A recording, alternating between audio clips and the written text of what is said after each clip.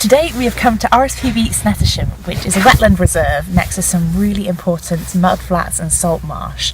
It's a little bit nippy out here today, which you can tell from the 500 layers of clothing I'm wearing, but I'm sure the birds won't mind, so let's go have a look.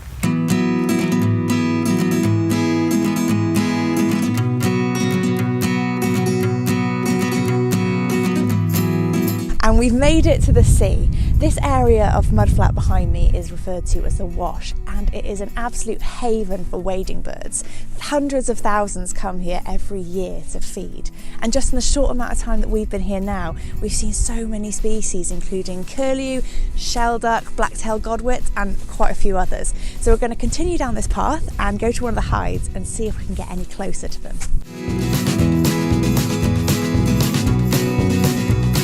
We've reached a hide, and usually you'd have to be absolutely silent in here so as not to disturb other people, but for some reason we have it all to ourselves today, which is a really cool opportunity. Now, Snettisham is known for having hides with absolutely panoramic views, and as you can see from this one, it is no different. So we've got a view out to the left, which has got a massive expanse of mudflat, and out to the right, which has got these lovely saline pools which the birds love. So I'm going to sit here for a bit and enjoy myself.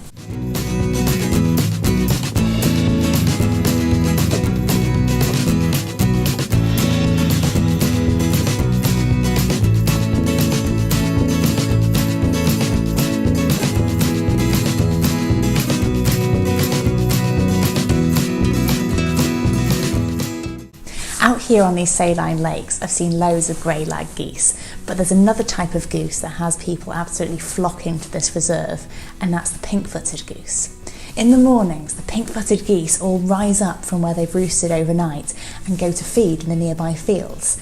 At certain times of the month, at the right time of the lunar cycle, this can be an absolutely spectacular event with all the geese rising up at about the same time, and they call this the pink-footed goose spectacular.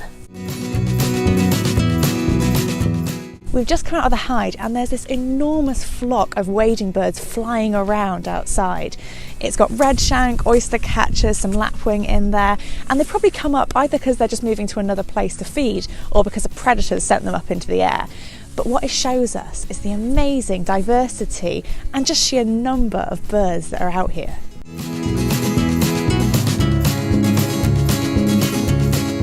So just behind us we've found a flock of green sandpiper and grey plover, and their behaviour shows just why the mudflats are so important to them. So they're feeding on the mud and they're taking out some shellfish, any little worms, any sort of invertebrates that they can find, and the mud is so rich in those, which provides the most amazing feeding opportunity for them.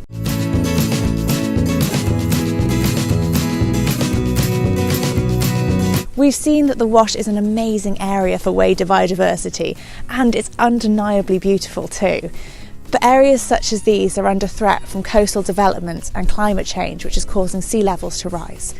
But luckily, organisations such as the RSPB are working to conserve these areas to ensure that they remain amazing areas for wildlife for generations to come.